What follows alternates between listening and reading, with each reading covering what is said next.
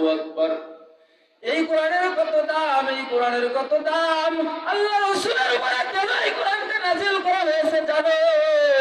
আল্লাহ তাআলা জানান এই কোরআন কেন নাযিল করা হয়েছে জানো? এই কোরআন আল্লাহ রাসূলের উপরে নাযিল করা হয়েছে গোটা জগতের জন্য রহমত বানাইয়া। এই কোরআন যদি নাযিল না হইতো তাহলে আমরা উম্মতে মুহাম্মাদিয়া দুনিয়ার জমিনে আসতে পারতাম না। এই কোরআন যদি নাযিল না হইতো, এই কোরআন যদি নাযিল না হইতো, সমাজের ভিতরে যতটুকু শান্তি খুঁজে পাওয়া যায় ততটুকু শান্তি খুঁজে পাওয়া যাইত না।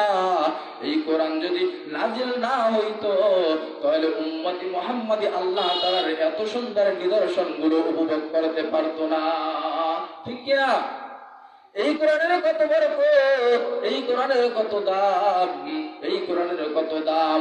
এই কোরআনের জন্য আমার নবী উহুদের ময়দানে দান মোবারক শহীদ করেছে। এই কোরআনের জন্য আমার নবী বদরের যুদ্ধে শহীদ হয়ে গেছেন। এই কোরআনের কত দাম জানো? এই কোরআনের জন্য রাসূল কাফিরদের মুশরিকদের হাতে কত মার খেয়েছে জানো? ওই বদরের যুদ্ধে, ওই উহুদের যুদ্ধে, ওই যুদ্ধের ভিতরে আল্লাহর রাসূল কত কষ্ট স্বীকার করেছে।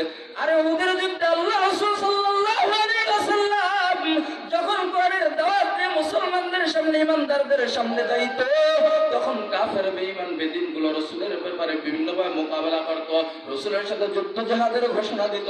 এক পর্যায়ে যখন উহুদের যুদ্ধ মুনাফিকদের কাফেরদের সাথে হতে শুরু করবে, আল্লাহ রাসূল সাল্লাল্লাহু আলাইহি ওয়াসাল্লাম